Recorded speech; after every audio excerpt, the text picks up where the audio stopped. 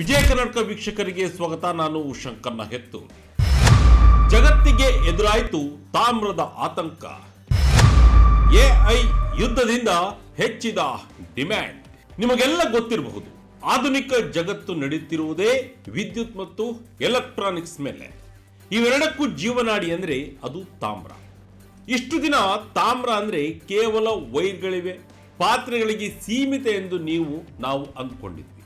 ಆದರೆ 2020ರ ದಶಕದ ಮಧ್ಯಭಾಗದಲ್ಲಿ ತಾಮ್ರವು ಜಗತ್ತಿನ ಅತ್ಯಂತ ಕ್ರೂಷಿಯಲ್ ಮತ್ತು ವಿವಾದಾತ್ಮಕ ಸಂಪನ್ಮೂಲವಾಗಿ ಬದಲಾಗಿದೆ. ಒಂದು ಕಡೆ ಆರ್ಟಿಫಿಷಿಯಲ್ ಇಂಟೆಲಿಜೆನ್ಸ್ ಅಥವಾ ಕೃತಕ ಬುದ್ಧಿಮತ್ತೆಯ ಅಬ್ಬರ ಆದರೆ, ಮತ್ತೊಂದು ಕಡೆ ಹಸಿರು ಇಂಧನದತ್ತ ಜಗತ್ತಿನ ರೇಸ್ ಜೋರಾಗಿದೆ. ಇನ್ನೊಂದು ಕಡೆ ಜಾಗತಿಕವಾಗಿ ಹೆಚ್ಚುತ್ತಿರುವ ಶಸ್ತ್ರಾಸ್ತ್ರಗಳ ಪೈಪೋಟಿ ಕೂಡ ಜಾಸ್ತಿಯಾಗಿದೆ. ಈ ಮೂರು ಕಾರಣಗಳಿಂದಾಗಿ ತಾಮ್ರಕ್ಕೆ ಹಿಂದೆಂದೂ ಇಲ್ಲದ ಬೇಡಿಕೆ ಸೃಷ್ಟಿಯಾಗಿದೆ. ಆದರೆ ವಿಪರ್ಯಾಸವೆಂದರೆ, ಬೇಡಿಕೆ ಹೆಚ್ಚಾದಷ್ಟು ತಾಮ್ರದ ಉತ್ಪಾದನೆ ಆಗ್ತಿಲ್ಲ. ಗಣಿಗಳು ದಿನದಿಂದ ದಿನಕ್ಕೆ ಖಾಲಿಯಾಗುತ್ತಿವೆ. ಇದು ಜಗತ್ತಿನ ಆರ್ಥಿಕ ಬೆಳವಣಿಗೆಗೆ ದೊಡ್ಡ ಪೆಟ್ಟು ನೀಡಲಿದೆ ಎಂಬುದು ತಜ್ಞರ ಆತಂಕ. ಹಾಗಾದ್ರೆ ತಾಮ್ರದ ಈ ದಿಢೀರ್ ಕೊರತೆಗೆ ಕಾರಣವೇನು? ಎಐ ತಂತ್ರಜ್ಞಾನಕ್ಕೂ ತಾಮ್ರಕ್ಕೂ ಏನು ಸಂಬಂಧ? ಭಾರತದ ಸೋಲಾರ್ ಮತ್ತು ಪವರ್ ಗ್ರಿಡ್ ಯೋಜನೆಗಳಿಗೆ ಇದರಿಂದಾಗುವ ತೊಂದರೆಗಳೇನು? ಚಿನ್ನದಷ್ಟೇ ತಾಮ್ರ ಕೂಡ ದುಬಾರಿಯಾಗುತ್ತಾ ಎಂಬುದರ ಬಗ್ಗೆ ಈ ವಿಡಿಯೋದಲ್ಲಿ ಡೀಟೇಲ್ ಆಗಿ ತಿಳ್ಕೊಳ್ಳೋಣ ಬನ್ನಿ.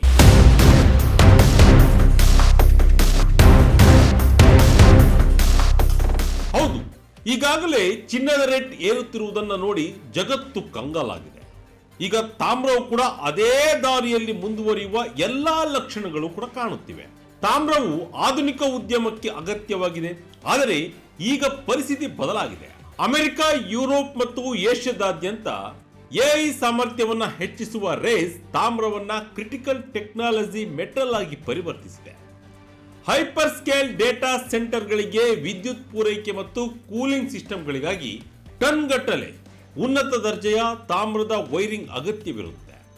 ಉದ್ಯಮದ ಅಂದಾಜಿನ ಪ್ರಕಾರ ಸಾಮಾನ್ಯ ಡೇಟಾ ಸೆಂಟರ್ಗಿಂತ ಎಐ ಆಧಾರಿತ ಡೇಟಾ ಸೆಂಟರ್ಗಳಿಗೆ ಪ್ರತಿ ಮೆಗಾವೆಟ್ಗೆ 2ರಷ್ಟು ಹೆಚ್ಚು ತಾಮ್ರ ಬೇಕಾಗಿರುತ್ತದೆ. ಅಂದರೆ ಎಐ ಅಭಿವೃದ್ಧಿಯಾದಂತೆ ತಾಮ್ರದ ಬಳಕೆಯು ಡಬಲ್ ಆಗುತ್ತದೆ. 2050ರ ಹೊತ್ತಿಗೆ ಜಾಗತಿಕ ಡೇಟಾ ಸೆಂಟರ್ ತಾಮ್ರದ ಬೇಡಿಕೆಯು ಹಲವು ಪಟ್ಟು ಹೆಚ್ಚಾಗುವ ನಿರೀಕ್ಷೆ ಇದೆ. ಇದು ತಾಮ್ರದ ಬೆಲೆ ರಾಕೆಟ್ ವೇಗದಲ್ಲಿ ಏರಲು ಕಾರಣವಾಗಿದೆ. ಗ್ರೀನ್ ಎನರ್ಜಿಗೂ ಬೇಕು ಟನ್ ಗಟ್ಟಲೆ ತಾಮ್ರ. ಸೋಲಾರ್, ವಿಂಡ್ ಟರ್ಬೈನ್ಗಳಿಗೆ ಕಾಪರ್. ಕೇವಲ ಎಐ ಮಾತ್ರವಲ್ಲ, ಗ್ರೀನ್ ಎನರ್ಜಿಯತ್ತ ಜಗತ್ತು ವಾಲುತ್ತಿರುವುದು ಕೂಡ ತಾಮ್ರದ ಬೇಡಿಕೆಯನ್ನು ಹೆಚ್ಚಿಸಿದೆ. ಸೋಲಾರ್ ಫಾರ್ಮ್ಗಳು, ಕಡಲ ತೀರದ ವಿಂಡ್ ಟರ್ಬೈನ್ಗಳು, ದೊಡ್ಡ ಮಟ್ಟದ ಬ್ಯಾಟರಿಗಳು ಮತ್ತು ವಿದ್ಯುತ್ ಪ್ರಸರಣ ಮಾರ್ಗಗಳು, ಇವೆಲ್ಲದಕ್ಕೂ ತಾಮ್ರದ ಕಂಡಕ್ಟಿವಿಟಿ ಬೇಕೇ ಬೇಕು. ಅಮೆರಿಕ ಮತ್ತು ಯುರೋಪ್ ಸೇರಿ ಅನೇಕ ದೇಶಗಳಲ್ಲಿ ವಿದ್ಯುತ್ ಗ್ರಿಡ್ಗಳನ್ನು ಅಪ್ಗ್ರೇಡ್ ಮಾಡಲಾಗುತ್ತಿದೆ. ಸಾವಿರಾರು ಕಿಲೋಮೀಟರ್ಗಳಷ್ಟು ಹೊಸ ಲೈನ್ಗಳು ಮತ್ತು ಸಬ್ ಸ್ಟೇಷನ್ಗಳನ್ನು ನಿರ್ಮಿಸಲಾಗುತ್ತಿದೆ. ಪ್ರತಿಯೊಂದು ಹೊಸ ಲೈನ್ಗೂ ಟನ್ ಗಟ್ಟಲೆ ತಾಮ್ರ ಬೇಕು. ಆದರೆ ಪೂರೈಕೆ ಮಾತ್ರ ಕುಂಠಿತವಾಗಿದೆ. ಯುದ್ಧಕ್ಕೂ ಬೇಕು ತಾಮ್ರ, ಯಾರಿಗೂ ಗೊತ್ತಿಲ್ಲ ಲೆಕ್ಕ. ಕ್ಷಿಪಣಿ, ಡ್ರೋನ್, ರಾಡರ್ಗಳಿಗೆ ಕಾಪರ್ ಅಗತ್ಯ. ಇನ್ನೊಂದು ಪ್ರಮುಖ ಆತಂಕಕಾರಿ ವಿಷಯವೆಂದರೆ ರಕ್ಷಣಾ ವಲಯ. ತಾಮ್ರವು ಕ್ಷಿಪಣಿಗಳು, ಡ್ರೋನ್ಗಳು, ನೌಕಾಪಡೆಯ ಹಡಗುಗಳು, ರಾಡರ್ ಸಿಸ್ಟಮ್ಗಳು ಮತ್ತು ಶಸ್ತ್ರಜ್ಜಿತ ವಾಹನಗಳ ಅವಿಭಾಜ್ಯ ಅಂಗವಾಗಿದೆ. ಜಗತ್ತಿನಾದ್ಯಂತ ದೇಶಗಳು ತಮ್ಮ ಸೇನಾ ಸಾಮರ್ಥ್ಯವನ್ನು ಹೆಚ್ಚಿಸಿಕೊಳ್ಳುತ್ತಿವೆ. ಹೀಗಾಗಿ ಜಾಗತಿಕ ತಾಮ್ರದ ಪೂರೈಕೆಯು ಒಂದು ದೊಡ್ಡ ಪಾಲು ಯಾರಿಗೂ ಕಾಣದಂತೆ ಮಿಲಿಟರಿ ಸಪ್ಲೈ ಚೈನ್ಗೆ ಹೋಗುತ್ತಿದೆ. 2025 ಮತ್ತು ನಂತರದ ದಿನಗಳಲ್ಲಿ ಈ ಪಾಲು ಇನ್ನೂ ಹೆಚ್ಚಾಗಲಿದೆ ಎಂದು ಹೇಳಲಾಗ್ತಿದೆ.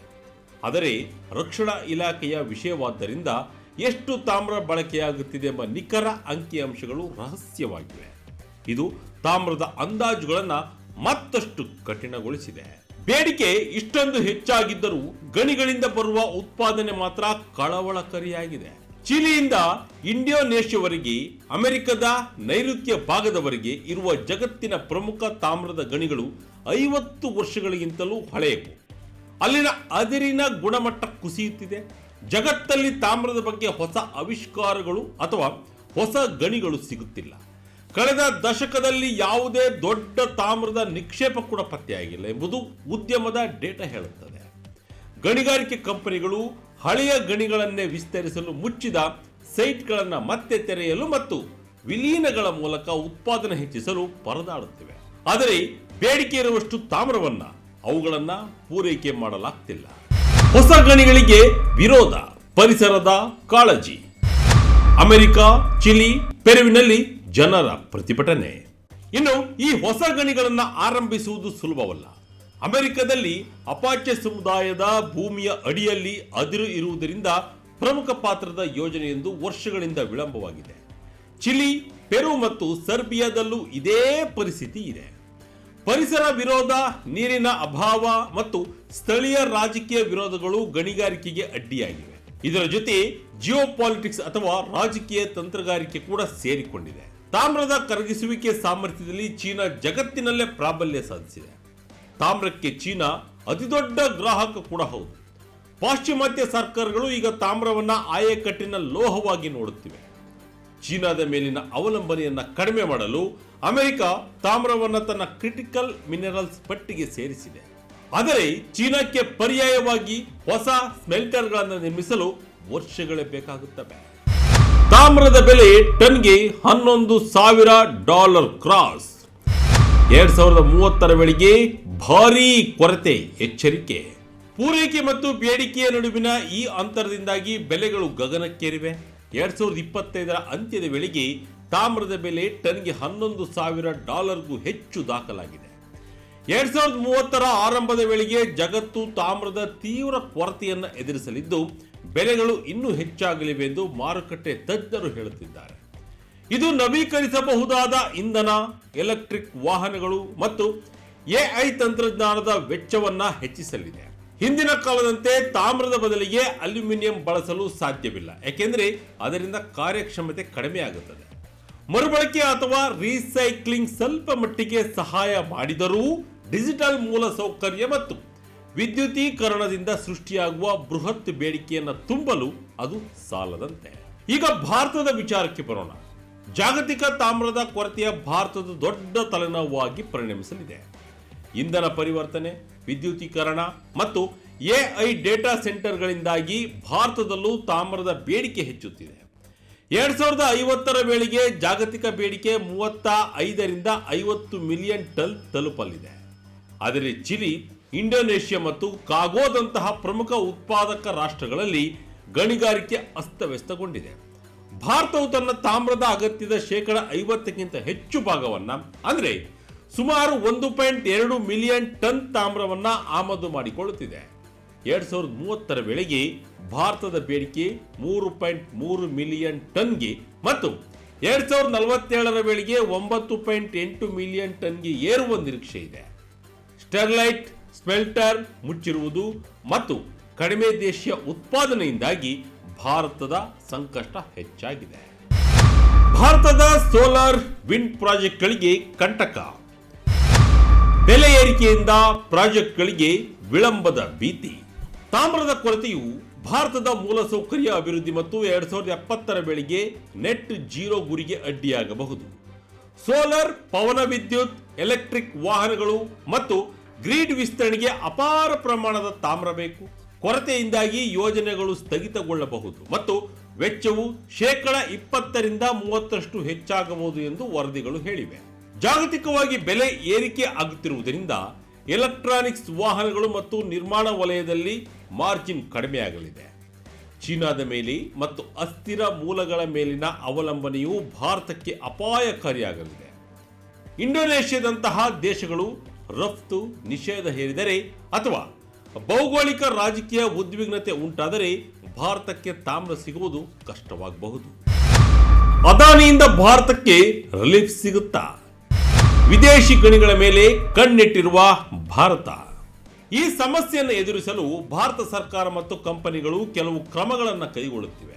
ಅದಾನಿ ಸಮೂಹದ ಕಚ್ ಕಾಪರ್ ಪ್ಲಾಂಟ್ ಕಾರ್ಯಾರಂಭ ಮಾಡಿರುವುದು ಈಗ ಆಶಾದಾಯಕ ಬೆಳವಣಿಗೆ. ಈ ತ್ಯಾಜ್ಯ ಮತ್ತು ಗುಜರಿಯಿಂದ ತಾಮ್ರವನ್ನ ಮರುಬಳಕೆ ಮಾಡಲು ಒತ್ತು ನೀಡಲಾಗುತ್ತಿದೆ. ಚಿಲಿ ಮತ್ತು ಪೆರು ದೇಶಗಳ ಜೊತೆ ರಾಜತಾಂತ್ರಿಕ ಸಂಬಂಧ ಬೆಳೆಸಿ ತಾಮ್ರದ ಅದಿರು ಪಡೆಯಲು ಭಾರತ ಪ್ರಯತ್ನಿಸುತ್ತಿದೆ.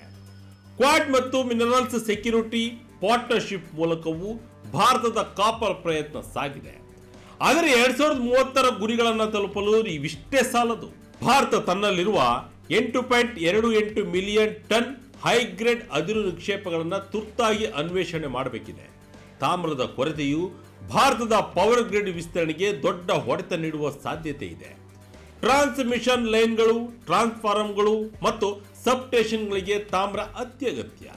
2030ರ ವೇಳೆಗೆ 500 ಗಿಗಾವೆಟ್ ಪಳಿವಳಿಕೆ ರಹಿತ ಇಂಧನ ಉತ್ಪಾದಿಸುವ ಗುರಿಗೆ ಇದು ಅಡ್ಡಿಯಾಗಬಹುದು. ಪ್ರತಿ ಮೆಗಾವೆಟ್ ಸೋಲಾರ್ ಅಥವಾ ವಿಂಡ್ ಪವರ್ಗೆ ಕೇಬಲ್ಗಳಿಗಾಗಿ ಭಾರೀ ತಾಮ್ರ ಬೇಕಾಗುತ್ತದೆ. ಬೆಲೆ ಏರಿಕೆಯಿಂದಾಗಿ ಡೆವಲಪರ್ಗಳು ಸಂಕಷ್ಟಕ್ಕೆ ಸಿಲುಕಬಹುದು. ಸಾರ್ವಜನಿಕ ಸೇವಾ ವಲಯದಲ್ಲಿ ಈಗಾಗಲೇ ಟ್ರಾನ್ಸ್ಫಾರ್ಮರ್ಗಳ ವೈಫಲ್ಯದ ಪ್ರಮಾಣ 16% ಕಳಪೆ ಗುಣಮಟ್ಟದ ಮೆಟೀರಿಯಲ್ ಇದಕ್ಕೆ ಕಾರಣ. ತಾಮ್ರದ ಕೊರತೆ ಉಂಟಾದರೆ ಈ ಸಮಸ್ಯೆ ಮತ್ತಷ್ಟು ಹೆಚ್ಚಾಗಬಹುದು. ಒಟ್ಟಿನಲ್ಲಿ ಎಐ ಬೂಮ್, ಹಸಿರು ಇಂಧನದ ಕ್ರಾಂತಿ ಮತ್ತು ರಕ್ಷಣಾ ವಲಯದ ಆಧುನೀಕರಣ ಈ ಮೂರು ಒಟ್ಟಿಗೆ ಸೇರಿ ತಾಮ್ರದ ಮಾರುಕಟ್ಟೆಯಲ್ಲಿ ಬಿರುಗಾಳಿ ಎಬ್ಬಿಸಿವೆ. ತಾಮ್ರದ ಗಣಿಗಳು ಸ್ಪಂದಿಸುವುದಕ್ಕಿಂತ ವೇಗವಾಗಿ ಜಗತ್ತಿನ ತಾಮ್ರದ ಅಗತ್ಯಗಳು ಬೆಳೆಯುತ್ತಿವೆ ಎಂಬುದು ಸದ್ಯದ ರಿಯಾಲಿಟಿ. ಹೊಸ ನಿಕ್ಷೇಪಗಳನ್ನು ಹುಡುಕದಿದ್ದರೆ ಅಥವಾ ಮರುಬಳಕೆಯನ್ನು ಹೆಚ್ಚಿಸದಿದ್ದರೆ ಎಐ ಮತ್ತು ಎಲೆಕ್ಟ್ರಿಕ್ ವಾಹನಗಳ ಕನಸುಗಳಿಗೆ ತಾಮ್ರದ ಕೊರತೆಯೇ ದೊಡ್ಡ ತಡೆಗೋಡೆಯಾಗುವ ಸಾಧ್ಯತೆ ದಟ್ಟವಾಗಿದೆ. ಇದಾಗಿತ್ತು ಈ ಕ್ಷಣದ ಇಂಟ್ರೆಸ್ಟಿಂಗ್ ಸ್ಟೋರಿ. ಇದೇ ರೀತಿಯ ಸ್ಟೋರಿಗಾಗಿ Vijaya Karnataka website, YouTube page, Facebook page follow ಮಾಡ್ತಾ ಇರಿ. ಧನ್ಯವಾದಗಳು.